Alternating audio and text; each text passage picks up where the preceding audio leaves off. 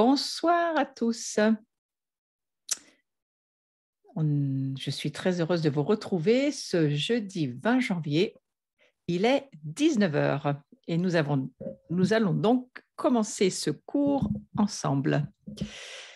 Je vais directement aller sur le sujet pour avancer, puisque la fois dernière, j'ai fait un résumé du premier cours. Alors maintenant, nous allons avancer sur le fait que la croix est un lieu de glorification. On peut voir que tous les besoins ont été couverts à la croix, absolument tous. Et finalement, si on y croyait vraiment, ça serait extraordinaire, parce que la croix, ce serait le lieu où directement tous nos besoins seraient couverts. Et ils le sont.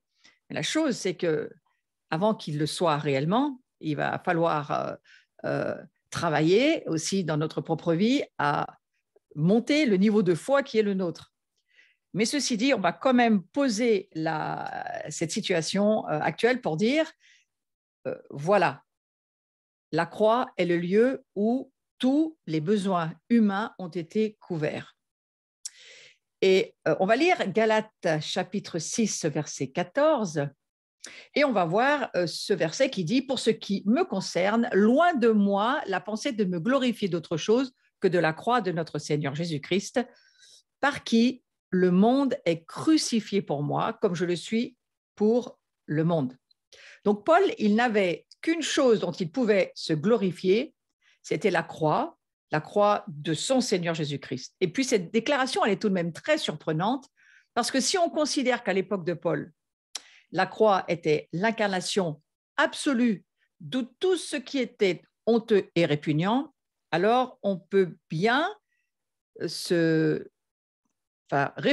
à cette chose et se dire oui, waouh, alors effectivement, c'est un lieu de gloire que de pouvoir saisir cette incroyable révélation. La croix est l'endroit où tous les besoins ont été couverts. J'ai pris cette référence dans le livre Un docteur au calvaire de Pierre Barbet, c'est un chirurgien catholique, et il a tenté d'identifier, de décrire l'expérience physique d'une personne crucifiée. J'ai trouvé intéressant d'en parler un tout petit peu ce soir parce que voilà ce qu'il dit, le problème, c'est qu'il n'existe aucun point de référence parce qu'au cours des 2 derniers siècles, personne n'a jamais vu de crucifixion. Bien qu'on en ait revu, il n'y a pas là pour nous, mais en tous les cas, en Occident, non. Mais depuis quelque temps, avec évidemment le terrorisme et puis beaucoup d'autres choses barbares qui se sont relevées sur la planète, eh bien, on réalise à quel point la croix, elle était lointaine pour nous en tant qu'instrument torturé de honte. Mais aujourd'hui, on peut se rendre compte que ça s'est rapproché de nous et que c'est quelque chose qui n'est pas si loin, finalement. Et alors, cette affaire de crucifixion, c'est quelque chose qui, je crois, doit nous faire réfléchir et surtout, je crois qu'il faut méditer sur ce que ça veut dire pour nous, la crucifixion. Je ne veux pas aller sur l'explication de la crucifixion. Ce chirurgien l'a fait. Il y a des livres sur lesquels on peut aller voir et se renseigner sur cette expérience terrible que ça représente. Mais ceci dit, quand Paul dit qu'il ne s'est pas glorifié de sa lignée juive, il ne s'est pas glorifié des églises qu'il a fondées, il ne s'est pas glorifié des miracles qu'il a vus, et il en a vu un certain nombre. Il s'est glorifié que d'une chose, de la croix, c'est-à-dire de la crucifixion. Je crois que ça demande une révélation de ce qu'est réellement cette croix. Et puisse, je le prie pour nous ce soir, ce même esprit nous habiter. Un esprit qui désire, moi je voudrais aller sur ce domaine de se vider de toute glorification charnelle. C'est surtout là-dessus que j'aimerais aller. Se vider de nous-mêmes, se vider de tout ce qui est orgueil et suffisance en nous, autosuffisance. surtout la France, on est quand même assez bien placé sur l'échelle des nations qui ont été sur le sujet de l'orgueil assez bien placées, hein. Et donc, il faut véritablement, dans cette année 2022, où il est tellement question dans le mouvement prophétique que nous entendons dans nos oreilles, évidemment, mais il est tellement question aussi dans la parole de Dieu, la même chose. Mais cette année particulièrement, il est tellement question de voir le Seigneur relever les siens, son peuple, sa sacrificature, dans l'humilité. Maintenons-nous dans l'humilité, c'est vraiment une parole qu'on entend cette saison. Maintenez-vous dans l'humilité, faites attention à cet esprit d'orgueil qui pourrait bien se relever de partout. Je fais une petite parenthèse pour dire que si vous n'étiez pas au courant, que vous ne l'aviez pas vu, mais il y a vraiment les ténèbres qui se relèvent, qui relèvent leurs géants. Et entre autres, quand on voit ce qui s'est passé le 25 novembre à Luxor en Égypte et même au Caire, on voit en avril, il y a des mouvements qui se sont levés très forts. Alors on pourrait nous dire oui, mais c'est pour le tourisme, c'est pour que les nations remettent leurs yeux sur l'Égypte et reviennent faire du tourisme. Oui, certainement, peut-être, virgule, mais l'histoire, c'est pas le tourisme. L'histoire, c'est le monde spirituel qui est derrière et ce que Satan est en train de faire, mine de rien, et de ce qu'il rouvre, il réouvre des routes. Il a, le musée, un des plus grands musées, hein, Luxor, c'est ouvert, a été refait totalement. Il y a une immense cérémonie le 25 novembre avec, on va dire, une procession, la célébration des faux dieux d'Égypte qui se sont relevés. Enfin, tout un tas de choses, je ne vais pas développer cela ce soir, mais c'est simplement pour dire que les dieux d'Égypte, c'est-à-dire l'esprit des pharaons, est vraiment en train, je crois que c'est aussi la force qu'il y a certainement derrière l'Antéchrist, de se lever. Alors ce monde-là, nous, quelque part, la chose qui nous est demandée de faire, c'est de rester des fils et des filles, des rois et des sacrificateurs, des reines et des sacrificateurs serviteurs, c'est-à-dire que nous comprenions bien l'importance de l'humilité, l'importance de la consécration, l'importance de la repentance, l'importance de continuer à marcher sur cette route qui prépare le retour de Jésus dans notre cœur, dans les nations, mais cette route aussi qui se prépare et que Jésus se prépare. Et lui, il est le chemin. C'est une route, Jésus, une route spirituelle dans notre cœur et aussi dans notre vie de tous les jours. Mais cette route, elle doit être, je crois, une route de sainteté. Et nous c'est Ésaïe 35 d'ailleurs, la route d'Ésaïe 35, c'est la route de la sainteté, c'est la route qui nous est proposée, la route de celui qui s'humilie, qui s'abaisse, qui renonce à sa vie. Et c'est cela dont il est question par rapport à l'apôtre Paul. Hein, que cet esprit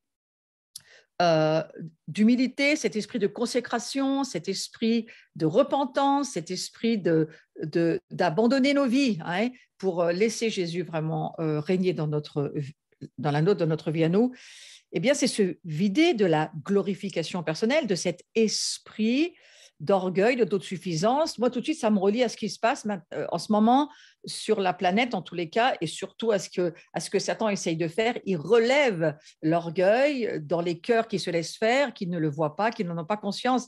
Il fait se lever ces ténèbres.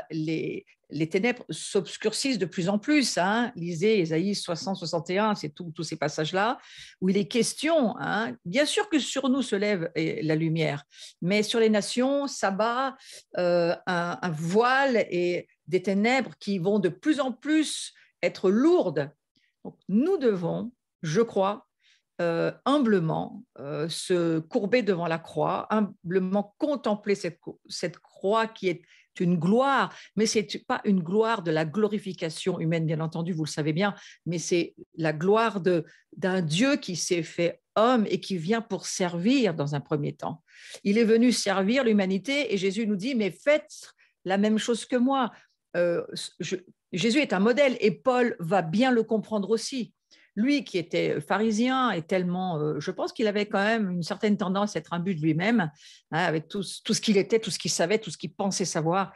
Et puis, tout à coup, la rencontre avec Jésus l'a totalement transformé. Et de Saul, il est devenu Paul. Et ce Paul, c'est quelqu'un d'autre. c'est une nouvelle créature, c'est quelqu'un qui n'existait pas auparavant et qui va apprendre la souffrance, la persévérance, l'endurance, qui va apprendre parfois même à voir que Jésus ne va pas répondre à certaines de ses demandes. Hein. Il lui a laissé une épine dans la chair en disant, voilà, sache, ben non, que ma grâce te suffit. C'est une école de l'endurance, Paul, mais c'est une école de l'humilité. C'est une école je crois, si quelqu'un a la révélation de la croix, c'est bien l'apôtre Paul. Et c'est lui qui va en parler le plus d'ailleurs dans le Nouveau Testament. Alors, on va lire le fait que cette croix qui, véritablement pour nous, est pas seulement un chemin, mais une porte d'accès à autre chose, à un autre monde, à une autre création. Lorsque nous passons la croix, que nous naissons à nouveau et nous devenons quelqu'un d'autre, nous naissons d'une nouvelle vie. Et je crois que cela, et ça a été aussi écrit par l'apôtre Paul dans Romains chapitre 8, au verset 29 et 32. Nous allons lire ce que Paul nous dit à ce propos. Car ceux qu'il a connus d'avance, il s'agit de nous bien sûr, il les a aussi prédestinés à être semblables à l'image de son Fils, afin que son Fils fût le premier-né entre plusieurs frères. Et ceux qu'il a prédestinés, il les a aussi appelés. Et ceux qu'il a appelés, il les a aussi justifiés. Et ceux qu'il a justifiés, il les a aussi glorifiés. Que dirons-nous donc à l'égard de ces choses? Si Dieu est pour nous, qui sera contre nous? Lui qui n'a point épargné son propre Fils, mais qui l'a livré pour nous tous, comment ne nous donnera-t-il pas aussi toutes choses avec lui? Il y a, et vous voyez, c'est une question, hein, parce que c'est une question, il y a un point d'interrogation à la fin du verset. Mais c'est une question qui affirme beaucoup de choses et qui, quelque part, eh bien, nous rappelle que nous avons été d'abord choisis, prédestinés. On pourrait en parler très longtemps, c'est pas le sujet du cours de ce soir, mais de dire la prédestination, c'est-à-dire qu'on a un futur qui est déjà inscrit dans notre livre. Maintenant, à voir si notre vie va bien arriver à se mettre d'accord avec le livre que Dieu a écrit pour nous. Tout ça reste des questions. Mais en tous les cas, il nous dit ceux qu'il a appelés, prédestinés, hein, c'est le terme, il les a appelés, il les a aussi justifiés. Donc, tout ça, c'est au passé composé. Tout ça, ça nous montre que nous ne sommes pas dans le même temps que Dieu. Nous sommes dans la temporalité, c'est-à-dire nous avons un présent avec un passé, mais dans ce verset-là, on se dit, mais c'est quoi? Tout est déjà fait, c'est au passé composé, on est prédestiné, on est appelé, on est justifié et on est déjà glorifié. Alors, c'est vrai, c'est pas vrai? Oui, je crois que c'est le plan de Dieu pour chacun de nous et c'est la gloire de la croix. La gloire de la croix, c'est, Paul nous le dit, tout ce que Dieu pense et qu'il a écrit, Paul nous le rappelle. Il dit, ben voilà, c'est déjà fait dans les cieux. Là où il n'y a pas de temps, c'est déjà fait. Là où Dieu règne dans une éternité qui n'a ni présent, ni futur, ni passé, mais qui a un présent continu, on va dire, c'est déjà fait. Mais pour nous qui sommes dans la temporalité, qui sommes dans le présent, nous devons lire cette parole et dire, waouh, Seigneur Jésus, tu nous as prédestinés, tu nous as en gros choisis, hein, appelés, c'est-à-dire plus que ça, appelés à quoi? Eh bien, à être juste. Et puis, la justification, ce n'est pas la sanctification. Hein. La justification, c'est Jésus viendra, il est venu, il est là pour que nous ne soyons plus des pécheurs, nous ne soyons plus rattachés à l'ancienne création en termes d'identité, même si nous y vivons encore. Ce n'est pas notre identité, ce monde. Et quelque part, nous sommes déjà dans l'éternité, puisque c'est déjà fait dans le présent continu de Dieu, dans les cieux. Pour nous, il faut nous y aligner. C'est pourquoi on parle tellement d'alignement dans on va dire, dans ce temps dans lequel nous sommes, cette ère dans laquelle nous entrons, une nouvelle ère, diront beaucoup de gens dans le prophétique, une nouvelle époque, un nouveau monde. Oui, ben bien sûr que ce monde-là, il est quand même très différent de celui d'où nous venons. Et que quelque part, eh bien, tout cela est possible parce que la croix, la gloire de la croix, la mort, la résurrection, ce qui était mort reprend vie. Pas de la même manière, mais reprend vie. Ce qui était péché, ce qui était souillé, ce qui était abîmé, brisé, non pas que Dieu fait de la rénovation, non, il fait toutes choses nouvelles. Donc, de ces brisements, il fait quelque chose d'autre. Vous savez, souvent, on nous parle de réparation, de restauration à la chinoise, où on remet les morceaux ensemble, on refait couler de l'or entre les pièces et puis on refait le modèle. Moi, je crois que ça, c'est pas du tout ce que Dieu fait. On peut penser que, d'une certaine manière, la restauration se passe comme ça, mais c'est pas ce que dit la Bible du tout. Elle dit une autre création, quelque chose de nouveau, quelque chose que vous devez découvrir, quelque chose qui n'est pas ce que vous pensez qui vient de là où vous étiez dans ce monde. C'est une nouvelle création, c'est un kénos, c'est quelque chose qui n'existait pas avant et qui maintenant existe. Et donc, c'est ce dont parle Paul ici. Il parle d'un peuple qui est prédestiné, appelé, justifié, glorifié et qui, quelque part, a la révélation que Dieu est la réponse à toute chose et qu'il n'y a rien, absolument rien, qu'il ne puisse pas nous donner dont nous avons besoin. Et là, nous ne parlons pas de besoin de nos petits désirs à nous, mais de ce dont nous avons besoin pour amener le royaume de Dieu et pour que nous puissions accomplir le service, c'est-à-dire, vous savez, servir, ça veut dire adorer. Donc, que nous puissions adorer Dieu à la manière dont il nous le demande. Nous allons aller sur le fait que nous sommes identifiés à Jésus dans sa mort. Donc, nous entrons dans son héritage d'abondance. Nous devenons héritiers de Dieu et co-héritiers de Jésus-Christ. Alors, nous voyons que dans ce processus, vous voyez qu'ici, il n'est pas question seulement de la justification, c'est-à-dire le fait d'être sauvé, mais la sanctification, c'est le chemin sur lequel nous marchons et qui nous amène de plus en plus à ressembler à Christ et puis surtout à entrer dans notre héritage, parce qu'il y a bien entendu un héritage qui nous a été promis et pour lequel nous avons, par la foi, l'occasion de nous l'approprier. C'est pourquoi nous avons aussi reçu une autorité. C'est pour non seulement savoir qu'on a un héritage, mais pouvoir aller attraper cet héritage. La grâce propose beaucoup de choses. La foi, elle s'en empare. Et la foi, elle permet, d'une certaine manière, d'attraper, de prendre, d'exercer le pouvoir que Jésus nous donne. Donc, pour revenir au visuel, merci de rester dessus parce que ça m'arrangerait bien. Il y a un processus et Paul, il en fait ressortir 5 étapes qui sont toutes citées au passé. Et je veux vraiment insister là-dessus parce que c'est au passé. Donc, mettez-le pour vous comme quelque chose qui, dans la nouvelle personne que vous êtes, est déjà accompli. Et là, il va falloir faire marcher votre foi.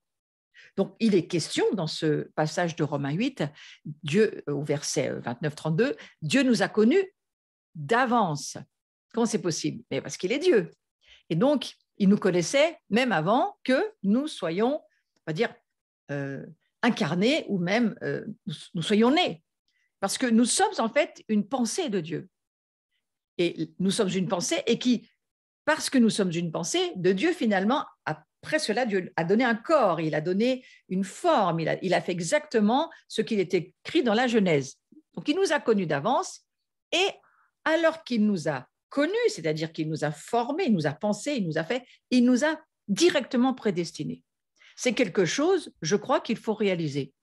On n'a pas été simplement créé et puis on a été posé là comme on va dire les petits nains dans le jardin et puis voilà, on attend qu'il se passe quelque chose. Non, mais c'est pas du tout pour ça.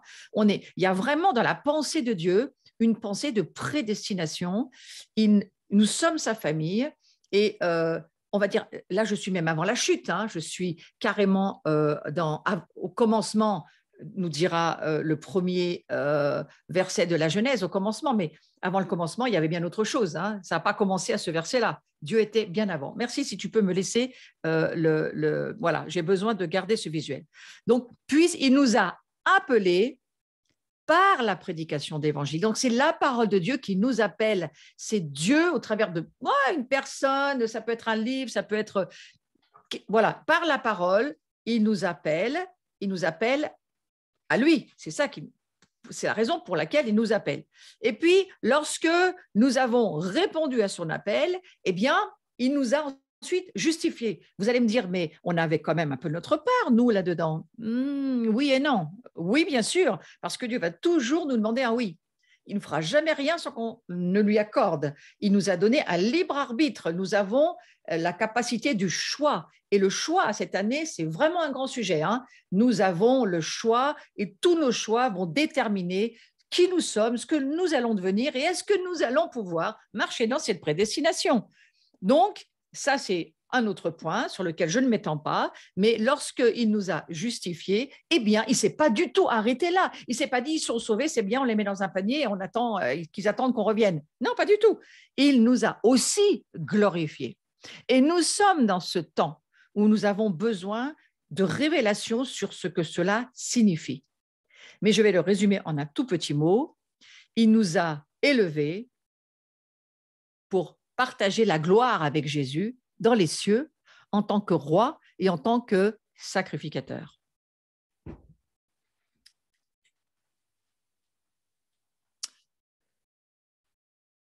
Alors, il nous a élevés, vous savez qu'il y a un passage qui dit, je ne vais pas aller là-dessus non plus, mais la kénose dont il est question, c'est-à-dire la kénose, c'est le dépouillement qu'a vécu Jésus sur la croix, ce dépouillement où lui, en tant que Dieu, pour être Dieu, qu'est-ce qu'il a fait? Il s'est d'abord abaissé et nous sommes appelés à lui ressembler.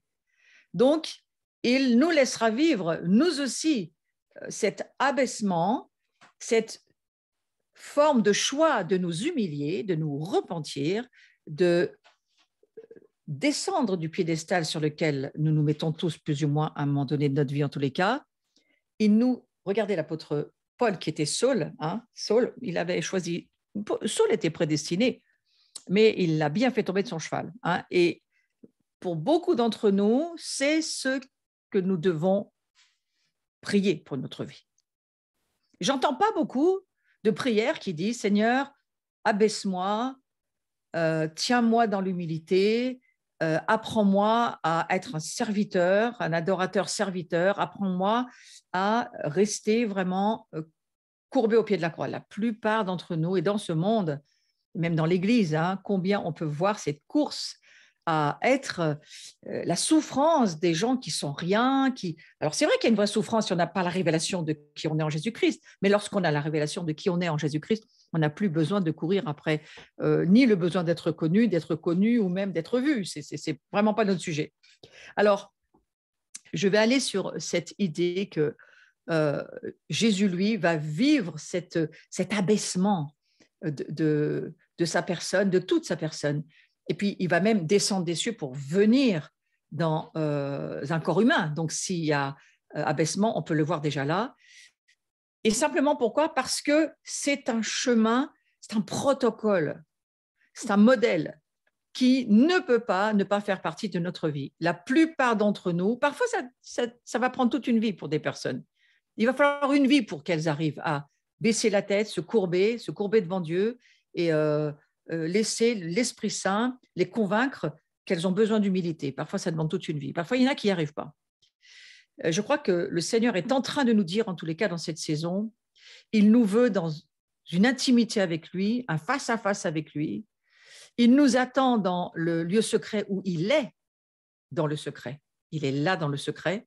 Il nous attend, c'est ce que la parole de Dieu nous dit.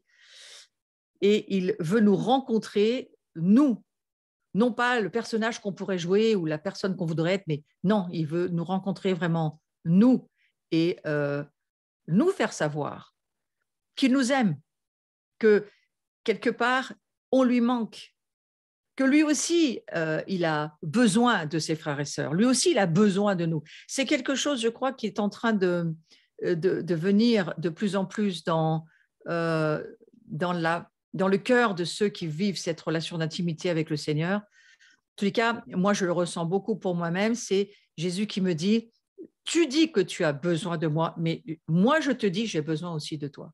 Et Jésus a besoin de nous. Il nous prépare pas seulement l'Église, l'Ecclésia, pas seulement son armée, pas seulement berger du troupeau, pas seulement être quoi que ministère quel qu'il soit. Non, il nous attend parce que il vient chercher son épouse.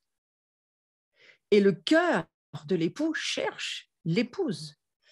Et l'épouse, relisez la vie d'Esther, regardez comment Esther, même la vie de Ruth, comment ces femmes, elles ont été formées, forgées par le Seigneur pour rencontrer finalement l'homme qui devait être le leur, mais c'est tellement pour moi une préfiguration de ce que je crois il doit se faire dans notre cœur pour rencontrer Jésus. Et le monde est tellement bruyant, il y a tellement d'activités, de programmes, de choses à faire. Alors, je crois que ce confinement, ça a un petit peu calmé tout le monde et ce n'était pas si mal que ça, sauf, je le reconnais, dans certaines familles, certains foyers, c'était juste l'enfer et c'était compliqué.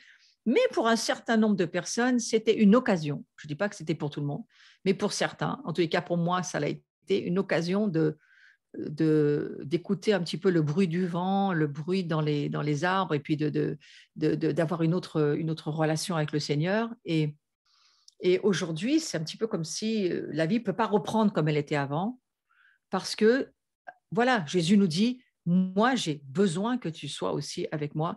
Comment va-t-on pouvoir parler fiançailles, mariage, si on ne se voit jamais, si tu ne me parles pas, si je ne t'entends pas, si j'entends pas ton cœur, si... Et vous savez, j'ai remarqué que quand on se retrouve dans les réunions de prière, souvent, on a des grands listings de nos besoins, mais combien c'est difficile, et je le reconnais, c'est difficile, mais il faut apprendre à le faire, il me semble, mais c'est difficile de pouvoir partager son cœur avec d'autres dans une intimité avec Jésus. Donc, vous voyez, l'intimité, par définition, c'est justement une intimité, on n'est pas plusieurs. Et euh, si vous ne cherchez pas à vivre cette intimité, vous et Jésus, et à le laisser vous rencontrer, mais lui aussi vous connaître. Et si vous n'apprenez pas à lui parler, à chanter avec lui, à être vous seul et lui, une vraie relation, ça sera très difficile de vivre avec les autres. Ah, moi, je vous encourage dans ce cours parce que la gloire de la croix, c'est aussi ça. C'est à un moment donné une opportunité qui nous est donnée. C'est un choix, on n'est pas obligé de le faire, mais c'est quand même un choix que Jésus nous propose de faire en 2022. Ce face-à-face avec Jésus, ce cœur à cœur, ce souffle à souffle, ce bouche à bouche, ça veut dire quoi? Ça veut dire que la croix est venue, Jésus est venu, il s'est abaissé, il s'est fait homme pour que nous puissions voir et connaître, plutôt que de comprendre, connaître qu'il est un homme dans les cieux qui nous attend et qui veut faire connaissance avec nous, qui veut avoir une conversation, qui veut avoir une relation, qui veut avoir un vrai échange. Et pas seulement, alors on est souvent à prier pour un tas de choses, c'est très bien, mais parfois c'est simplement même ne pas forcément parler, mais être et apprécier des temps où il n'y a pas d'ordinateur, il n'y a pas d'iPhone, il n'y a pas de rien d'autre que rien. C'est juste une relation et rien d'autre. Même sans Bible, parfois, c'est bien. Et d'apprendre à se dire, qu'est-ce qu'on peut se dire? Et c'est ça, je crois, fermer la porte de ta chambre et le Père qui est là, il t'attend dans le secret et on va se parler, on va avoir une conversation et on va apprendre à se rencontrer et à s'apprécier. Et je crois que c'est cela dont il est question. Et il nous a élevés pour partager sa gloire avec Jésus. Moi, je crois que d'abord, la première des choses que j'ai envie de dire dans cette partie de ce cours, il nous a élevés pour qu'on puisse monter avec lui, être avec lui dans cette intimité et pouvoir simplement prendre du temps et que nous puissions aussi lui donner notre cœur, lui parler comme on parlerait à son mari ou à sa femme, ou si on n'est pas marié, on parlerait à quelqu'un voilà, qui nous est très cher. Et là, c'est plus qu'être très cher, c'est l'union pour l'éternité avec Jésus. Alors, vous voyez, ce partage de la gloire dont il est question dans ce verset, c'est pas dans l'avenir. Reprenons ce passage. Il nous a connus d'avance et prédestinés. Il nous a appelés par la prédication. Ouais, c'est fait. Nous avons répondu à son appel. Il nous a justifiés. Et il nous a aussi glorifiés. C'est dans le passé. Cherchez pas à ce que ça se produise. C'est fait. Ne cherchez pas, on va dire, en vous retournant à savoir tout ce que vous auriez encore à faire ou à savoir si vraiment cette ancienne personne existe toujours ou pas. Elle n'existe plus. C'est au passé composé. Donc, il ne s'agit pas de l'avenir dans ce passage. Il s'agit du passé.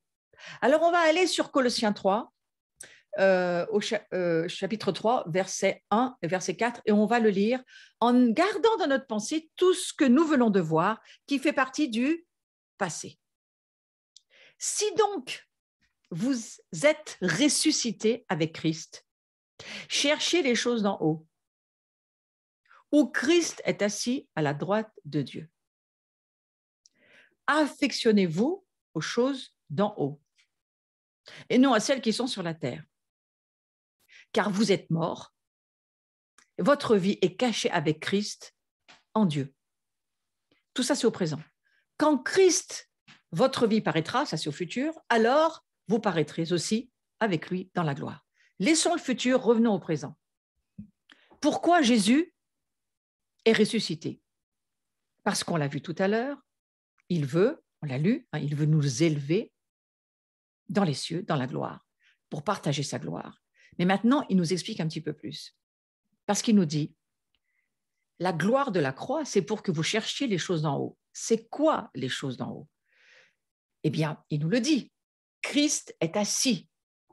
Donc, vous voyez, Christ, il n'est pas en train de faire du ménage ou d'être occupé à penser à quelque chose ou être en train de construire je ne sais quoi. Il est assis. Ça veut dire il est disponible. Il est là pour nous. Il est là. Vous voyez, on a tendance à toujours penser qu'il est assis. Là, ce n'est pas marqué sur le trône. Il est assis, tout simplement, à la droite de Dieu. Il est assis. Pour moi, ça veut dire il se met dans notre présent à disposition pour nous écouter. Oui, on est là pour faire des grands décrets. Oui, c'est vrai, des décrets, on en fera. Au temps où il faut en faire, on en fera. On fera de l'intercession. Au temps où on a besoin d'en faire, on en fera. Mais la première des choses, frères et sœurs, qu'il faut faire, et je veux faire de la publicité pour ce livre que j'ai pratiquement terminé, j'en ai parlé à plusieurs personnes, mais là, je veux vraiment vous en parler parce que dans ce cours, il me brûle dans mes entrailles et dans le cœur de vous en parler parce que je crois que c'est l'heure de cela. Comment je vais vous montrer ça? Peut-être comme ça. Voilà. Donc, vous le voyez, je ne le sais pas, mais j'espère que vous le voyez. Voilà, ici, je vois que vous le voyez. Ça s'appelle la gloire, mais Bruno vous le mettra certainement en lien, la gloire du lieu secret. C'est un petit livre qu'a écrit Alain Caron, pas la peine de le faire, il l'a déjà fait. Et il nous invite à quoi, ce livre? À chercher les choses d'en haut. C'est pour cela que je crois qu'il faut le lire. Alors, vous allez me dire, mais il a dit qu'il avait écrit ce livre, c'est pour les nouvelles personnes qui ne savent pas comment s'y prendre pour passer du temps avec Jésus. Vous savez vous y prendre, vous, pour passer du temps avec Jésus? Je pense qu'on peut tous mieux faire. Et en tous les cas, on a tous besoin d'y réfléchir. Et ce petit livre-là, il est vraiment bien fait parce que très facile à lire, très accessible. Vous pouvez lire un chapitre par semaine si vous voulez. Ça nous emmène exactement où Dieu veut qu'on aille. C'est-à-dire bien avant d'aller faire de grandes expéditions, je ne sais où. Eh bien, voilà, Bruno nous l'a mis ici. Vous le trouvez sur Amazon, mais si vous voulez être gentil avec Eric, c'est mieux d'aller le prendre dans la boîte chrétienne. C'est le même prix de toute façon. Et la boîte chrétienne, Eric le vend sur son site. Donc, c'est très bien, Eric Péchin. Vous voyez, la gloire du lieu secret. Pourquoi? Mais parce que c'est une partie de la gloire que Jésus a libérée pour nous lorsqu'il est mort sur la croix. Il est mort parce que si donc vous êtes ressuscité avec Christ, cherchez les choses d'en haut. Alors, vous allez me dire, oui, il y a des demeures, oui, c'est vrai, il y a des demeures dans les cieux, il y en a beaucoup, il y a des salles du trône, il y a des cours célestes, il y a des salles avec des tribunaux, il y a certainement des jardins, il y a des tas de choses dans les cieux. Mais allez pas d'abord visiter le pays, allez d'abord visiter et vous arrêter au pied de celui qui, lui, il a créé toutes ces choses. Allez d'abord voir. Vous savez, ça serait peut-être très mal poli si vous arriviez chez quelqu'un, puis vous allez visiter toute la maison et vous n'avez même pas dit bonjour ni au propriétaire ni à la personne qui vous accueille dans sa maison. La première des choses à faire, c'est quand même d'aller trouver le propriétaire et puis, voilà, de parler avec lui. Et je crois que les cieux, c'est une très grande maison, mais celui qui se tient à la porte, eh bien, c'est le bien-aimé Jésus qui, lui, se languit de passer du temps avec nous, se languit de nous rencontrer, de nous connaître, se languit d'entendre notre voix, lui chanter, peut-être lui faire des poèmes, comme dit Alain dans son livre. Moi, je lui écris des chansons, puis je lui chante, mais c'est que pour lui. Je ne vais pas faire ça dans l'église, c'est que pour lui. J'ai trouvé ça magnifique. Combien de louangeurs dans le secret sont des louangeurs que pour Jésus et pas du tout pour l'Église? Eh bien, c'est très bien, on n'est pas tous appelés à faire la même chose. Ça vous est déjà venu à l'idée de faire des dessins que pour Jésus, pas pour quelqu'un d'autre? Moi, ça m'est déjà arrivé. Ça m'est déjà arrivé de me dire, ça c'est que pour toi, Jésus, je ne veux pas le dire ni le partager à quelqu'un d'autre, mais ça c'est vraiment pour toi. Et j'ai d'ailleurs souvent pensé que, vous savez, les feux d'artifice ou les choses qui durent que quelques secondes, des fois, on se dit, bah, alors là, disons, ça, c'est pas fait pour durer. Non, mais si ça a réjoui le cœur du Seigneur quelques secondes, ça valait quand même la peine. Eh bien, nous aussi, ça nous fait le même effet. Hein, quand on se trouve devant un feu d'artifice, on sait que ça ne va pas durer très longtemps, mais on sait qu'on va se faire plaisir. Je crois, cherchez les choses d'en haut, affectionnez-vous à ces rencontres avec Jésus, à cet endroit où la croix vous ouvre les cieux. Et donc, le Christ qui, lui, vous savez, c'est comme dans le tabernacle, hein, si on revient au tabernacle de Moïse, alors on a tous le parvis, puis ensuite on voit cet immense autel des sacrifices, et moi j'y mets la croix, mais avant d'y mettre la croix, j'y mets Jésus devant la croix qui tend les bras et qui dit, la croix c'est bien, mais d'abord c'est moi que tu aimes et moi je porterai ta croix. Donc, avant de voir la croix, voyez Jésus devant la croix qui vous tend les bras puis qui vous dit, les cieux, ils sont tous pour toi. Tout l'héritage dans les cieux, c'est pour toi. Tu vois, la croix, elle va servir à ça. Elle va servir à ce que tu vas pouvoir vivre une vie incroyable que tu ne peux pas imaginer avec des dons et des choses que je vais te demander de faire. Tu ne peux pas penser que ça ne sera pas toi qui les feras, ça sera moi. Mais la première chose que je voudrais, c'est que tu me rencontres moi, que tu me place devant la croix et que tu comprennes que la croix, c'est d'abord moi qui t'aime. Et que moi, je suis plus sur la croix, je suis dans les cieux. Alors, j'ai envie de dire à quelques personnes, je ne vais pas le dire à vous toutes qui êtes là, mais à certaines personnes. Et prenez-le dans le bon sens parce que ça pourrait être très mal compris. Mais j'espère que vous allez bien le comprendre, comme je vais vous le dire. N'adorez pas la croix. Adorez celui qui a permis la croix. Adorer le fait que la croix, c'est en fait un Christ qui est vivant dans les cieux, parfaitement homme, juif, homme, mais parfaitement Dieu, qui aime toutes les nations et qui n'a pas de chouchou ni de préférence, hein, et que au travers de ça, cet homme-là, il attend de te rencontrer, d'entendre ta voix, que tu cherches à vivre une union de mariage avec lui et que tu aies un rapport d'humanité avec lui, parce qu'il est parfaitement homme dans les cieux. Il n'est pas que le grand Dieu. Justement, il a tout fait pour nous expliquer que le Père dans les cieux, c'est un Père, et il nous a fait à son image. Donc, nos émotions, nos sentiments, ce que nous sommes, nos caractères, tout ça, c'est lui qui l'a fait. Et il nous a prédestinés pour la gloire. Donc, je ressens très fort ce soir que nous partageons déjà la gloire de Christ, nous le comprenons, hein, mais c'est dans le monde invisible, là où se trouve Jésus, que nous sommes. Donc, alors que nous partageons déjà un poids de gloire, et ça va grandir. Vous savez comment va grandir cette gloire? À la mesure que vous passerez du temps dans l'intimité avec lui seul. Et que vous allez vraiment vivre une expérience avec cet homme-dieu qui, lui, vous a prédestiné à être son épouse glorieuse. Waouh! Alors, je vais juste prier une phrase pour dire « Merci Jésus pour ton œuvre sur la croix. Je proclame que Dieu m'a connu d'avance, il m'a prédestiné, il m'a appelé, il m'a justifié et il m'a glorifié. » Amen.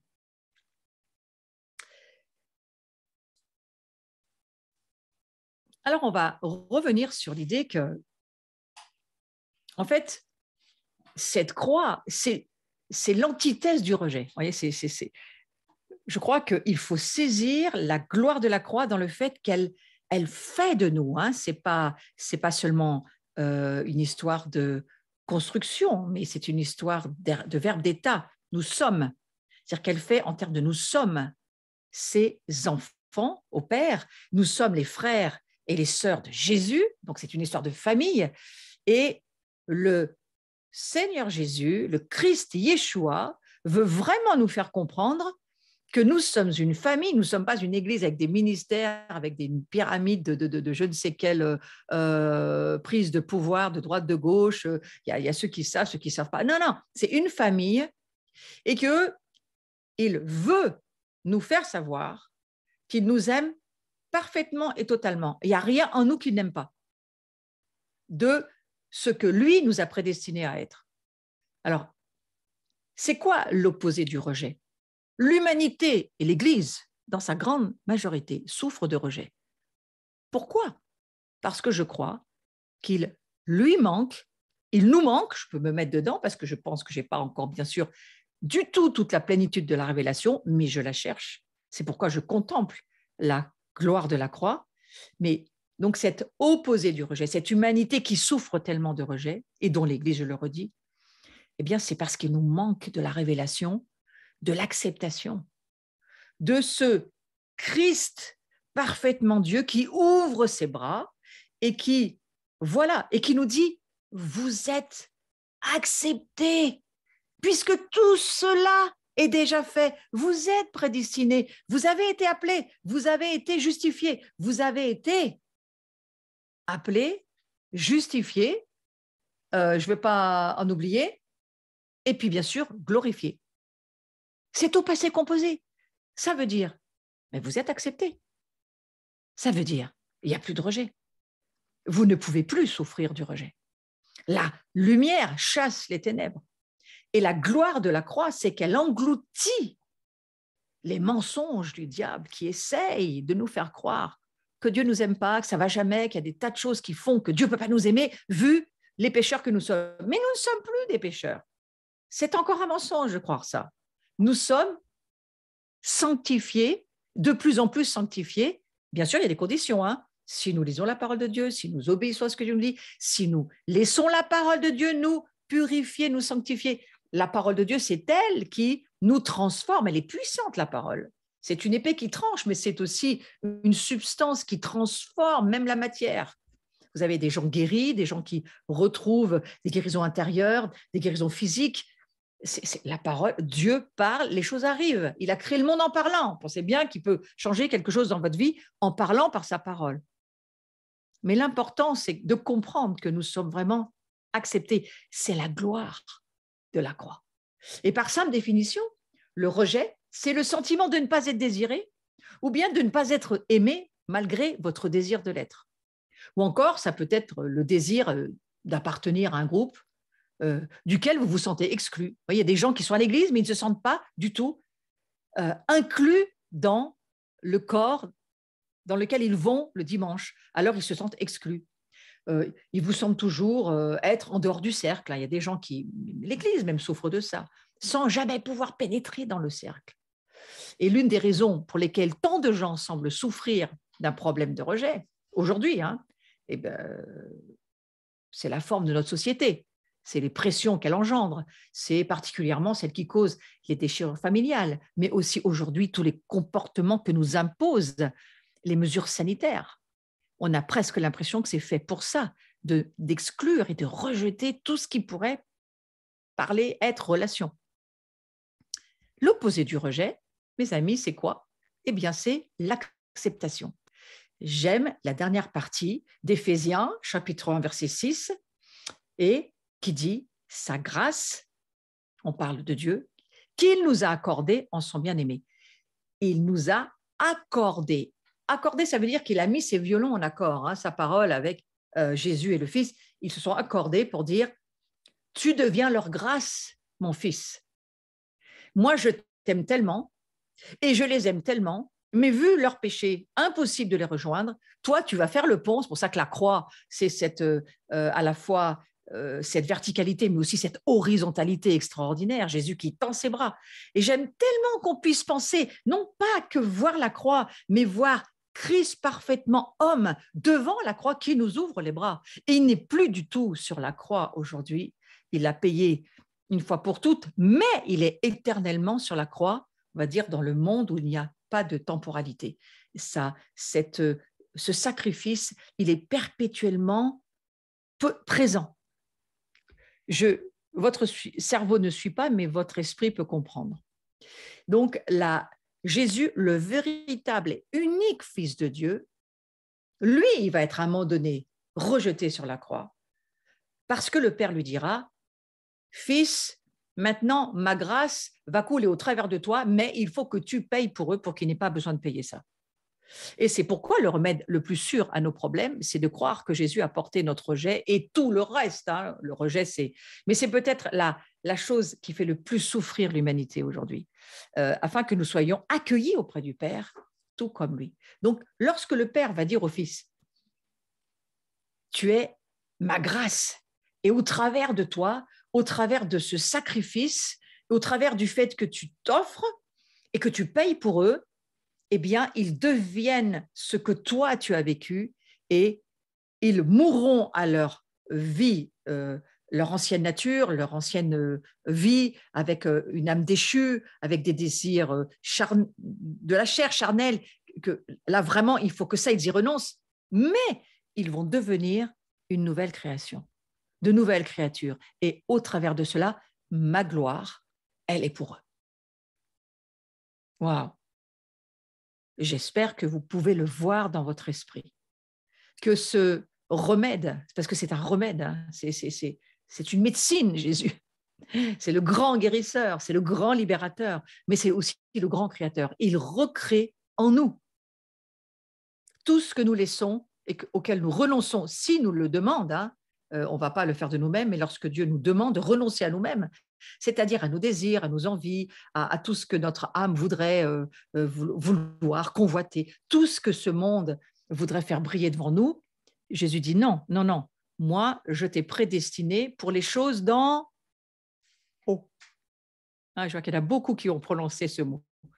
Je t'ai donné Jésus, je t'offre Jésus pour que tu t'affectionnes à lui.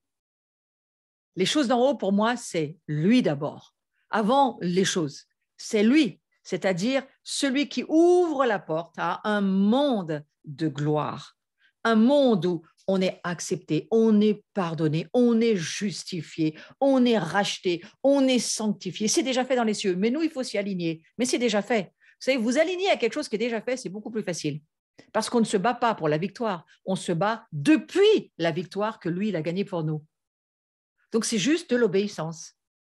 Le mot obéissance aujourd'hui a beaucoup à voir cette année de obéissance, multiplication, obéissance, alignement, des choses que Dieu veut mettre dans la maison que nous sommes pour lui.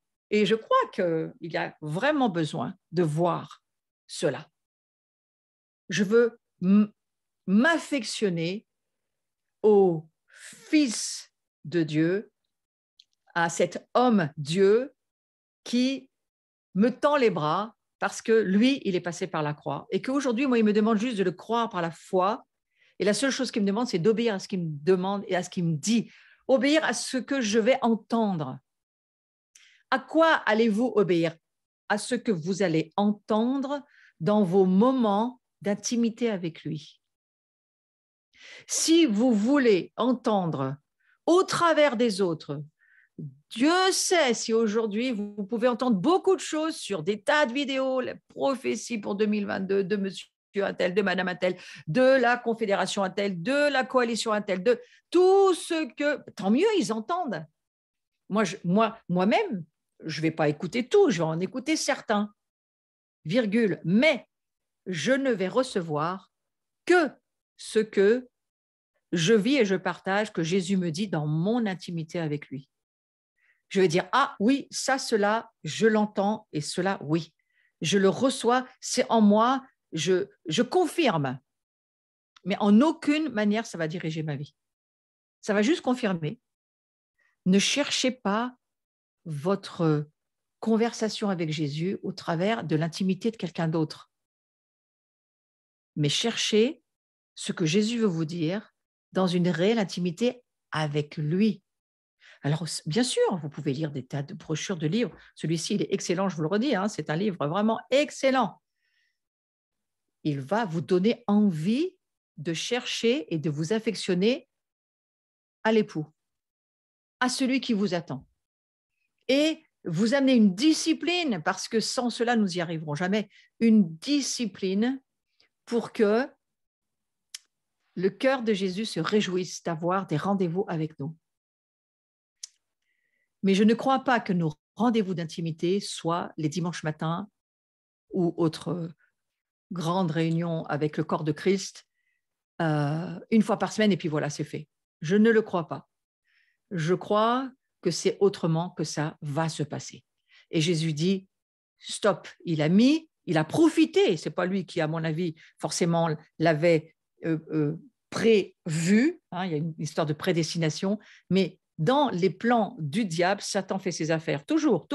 Le plan B, toute chose concourt au bien, toute chose. Mais j'aime beaucoup mieux le verset dit autrement, Dieu fait concourir toute chose. Pour moi, ce n'est pas toute chose qui concourt. Il y a une traduction de ce verset que je suis allée chercher il y a plusieurs années, que j'ai retenue, parce que toute chose concourt au bien, pour moi, ça ne me parle pas.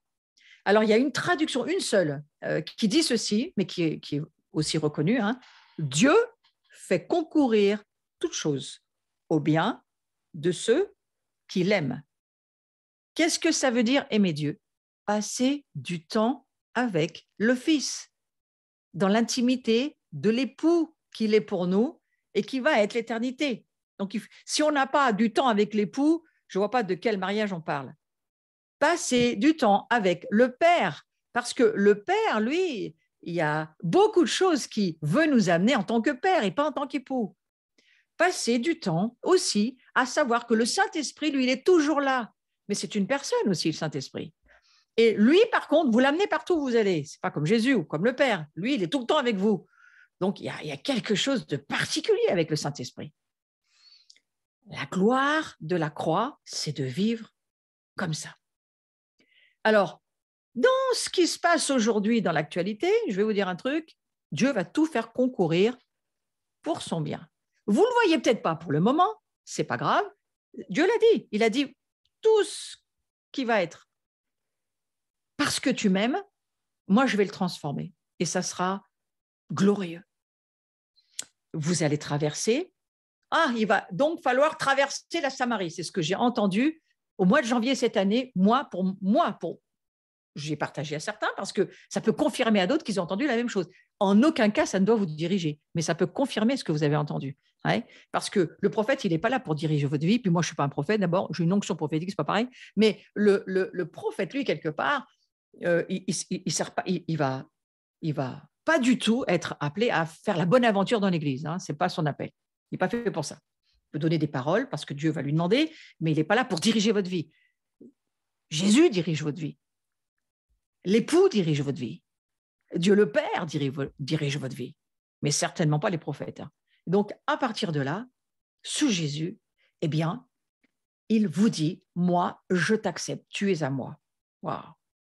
Donc, si vous mettez sur, on va dire, cette marche par la foi, vous allez rentrer dans des choses très nouvelles cette année.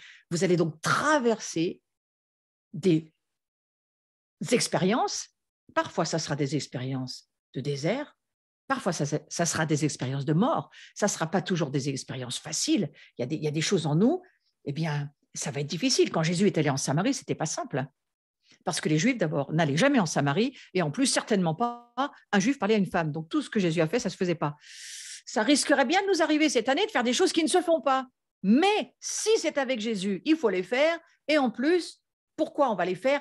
Parce que là, on a vraiment une expérience avec Jésus qui nous donne encore plus de lien, on va dire, d'union. Vous savez, quand on fait les choses à deux, on sait que Jésus est là, on l'a traversé, on l'a fait ensemble, on se regarde, on fait « Waouh, super, on y est arrivé ». Et il y a quelque chose qui, voilà, je crois qu'on va faire des expériences personnelles avec Jésus. Expérimenter cette croix, ce n'est pas que les expériences dans une assemblée du collectif. On doit avoir aussi nos expériences à nous dans ces lieux secrets, dans ces chambres de secret où Jésus, lui, a non seulement des choses à nous dire, mais il veut entendre des choses de notre part. Je crois que Jésus est à l'écoute de ce qu'on voudrait bien lui dire, parce que je vous rappelle que celui qui frappe, on lui ouvre. Peut-être qu'il y a un certain nombre de choses auxquelles vous ne voyez pas d'accomplissement pour l'instant, parce qu'il faut vous enfermer dans ce lieu secret et vraiment parler à Jésus, avec foi, sachant qui il est. Un peu comme Abraham faisait avec Dieu le Père. Hein. Abraham, lui, il est arrivé à négocier jusqu'à passer à très, très peu de personnes pour sauver une ville. Ça voulait dire qu'il passait du temps avec le Père et qu'il savait que le Père pouvait changer d'avis. Donc voilà, je crois qu'il faut croire dans cela.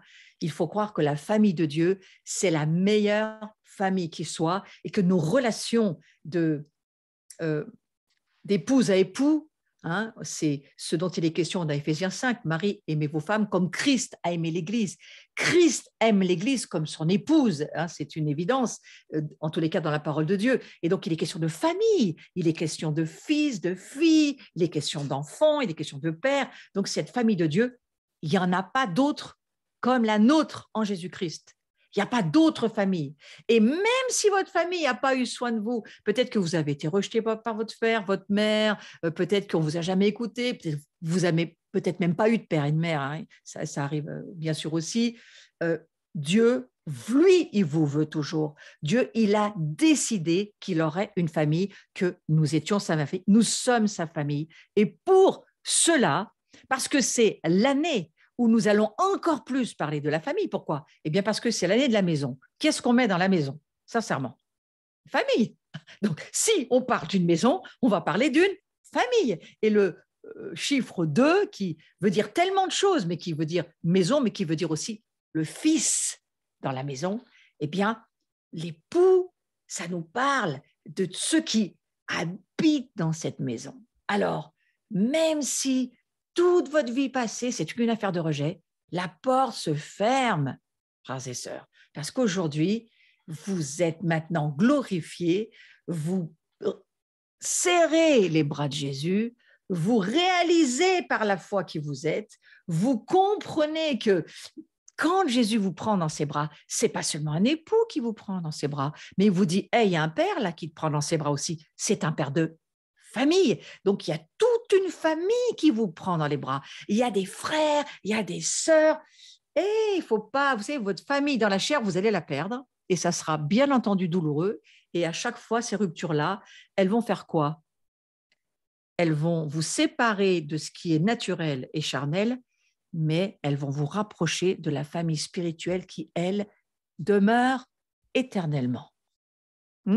Vous avez une famille spirituelle que vous ne perdrez jamais.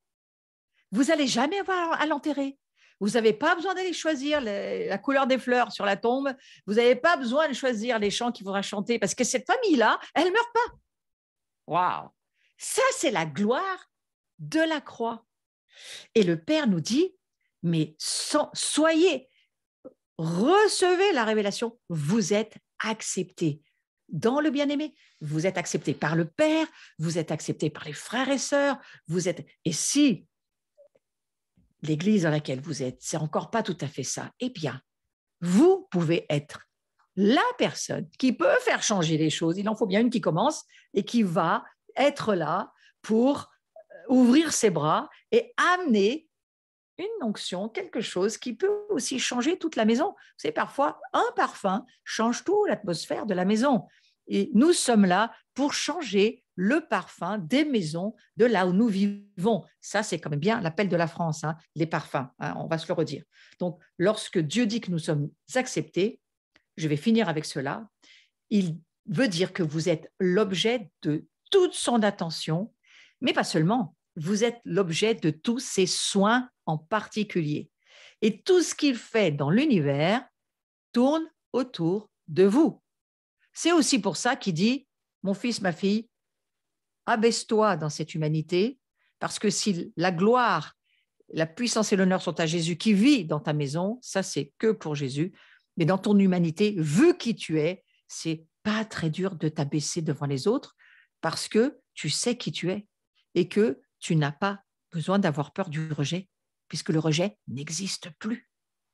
Et lorsque Dieu dit que nous sommes acceptés, il ne veut pas dire qu'on est juste toléré. On prend, voilà, nous ne prendrons jamais trop de son temps. La seule chose qui le chagrine, c'est quand nous restons éloignés trop longtemps. Il ne nous repousse pas dans un coin en disant attends, je suis occupé, je n'ai pas trop de temps pour toi aujourd'hui, mais demain, on va prendre du temps demain. Hein. Non, il dit non, moi je m'intéresse à toi. Moi je t'attends, je suis tout le temps dans le secret de ta chambre lorsque tu fermes ta porte. Tu sais que je suis tout le temps là, c'est moi qui t'attends. Moi, je t'attends. Tu es le bienvenu. Entre. Parce qu'en réalité, ta maison, c'est ma maison. Donc, je suis déjà dans ta maison, mais des fois, tu ne le sais pas. Tu ne sais pas que je suis dans ta maison. Tu ne sais pas que je vis dans ta maison. Tu ne sais pas que tu m'as donné les clés un jour. Ah, eh oui. Et tu sais, moi, j'ai tous les passes. Hein. Ce n'est pas passe sanitaire, c'est passe partout. Hein. Dieu, il passe partout. Et quoi de plus extraordinaire que de saisir de notre esprit que la gloire, c'est Dieu qui habite déjà chez nous, qui a déjà réalisé en nous tout ce que nous sommes dans son éternité. Nous sommes déjà prédestinés, nous sommes déjà appelés, nous sommes déjà justifiés, nous sommes déjà glorifiés. Et aujourd'hui, il nous dit, sois ce fils ou cette fille dans ma maison et dans ta maison aussi, de façon à ce que le monde puisse me rencontrer au travers de toi. La chose pour cela qu'il nous faut faire, c'est juste prendre du temps avec le propriétaire de la maison, avec l'époux de la famille, avec le père de famille, avec celui qui est le chef de la famille, le chef de l'Église. Alors, on va prier ceci avant de terminer ce cours. Parce que ce sont des paroles puissantes pour l'année 2022, donc on va les lire ensemble, si vous voulez bien. C'est un visuel que nous allons lire ensemble. Et déclarez-le à haute voix chez vous, parce que je trouve que c'est important de les lire en ce début d'année. Alors, on va lire ensemble. Merci Jésus pour ton œuvre sur la croix.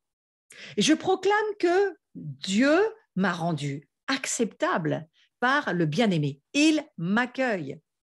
Jésus a enduré le rejet à ma place pour me permettre d'être comme lui, accueilli auprès du Père. Amen. Nous remercions Jésus dans cette année 2022 parce que l'œuvre, la gloire de la croix, l'œuvre qu'il a accomplie sur la croix, elle est accomplie pour toujours, une fois pour toutes. On n'a pas besoin d'y revenir, c'est déjà fait. Il a déjà prédestiné toute sa famille. Il a déjà appelé toute sa famille. Il a déjà justifié, c'est-à-dire donné un salut à toute sa famille, et il a déjà glorifié sa famille. La seule chose qu'il veut, c'est qu'on vienne prendre du temps avec lui et que nous comprenions qu'il est celui qui est dans notre maison. Il veut passer du temps avec nous, il veut vivre à l'intérieur de nous.